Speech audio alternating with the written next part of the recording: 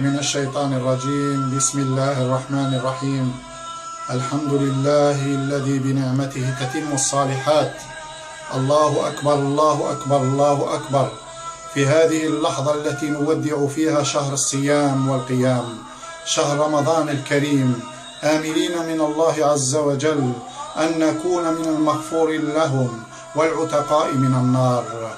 تتقدم المبادرة الجزائرية الفلسطينية بأحر تهانيها بمناسبة حلول عيد الفطر المبارك إلى الشعب الجزائري والفلسطيني وإلى شعوب أمتنا الإسلامية والعربية، وخاصة إلى شعوبنا التي تعيش هذه اللحظة تحت نيران الحروب.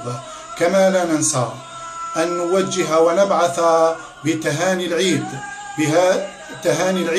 إلى أسرانا وأبطالنا في سجون الاحتلال. كما لا ننسى أن نبعث بتهاني العيد إلى أسرانا في سجون الظلم والطغيان، وعلى رأسهم الدكتور الرئيس محمد مرسي وإخوانه في سجون مصر.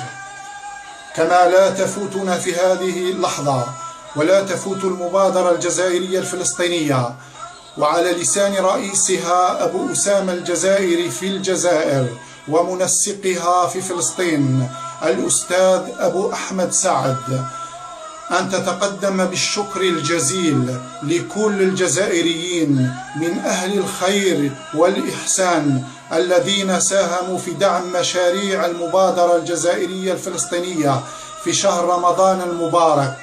نسأل الله لهم الخير والبركة في المال والصحة والأهل، منتظرين منهم المزيد من الدعم والإسناد لإخوانهم على أرض الرباط فلسطين غزة والقدس. ولا تزال مشاريعنا مستمرة. عيدكم مبارك، تقبل الله منا ومنكم، غفر الله لنا ولكم، كل عام وأنتم بخير. المبادرة الجزائرية الفلسطينية، أخوكم أبو أسامة الجزائري.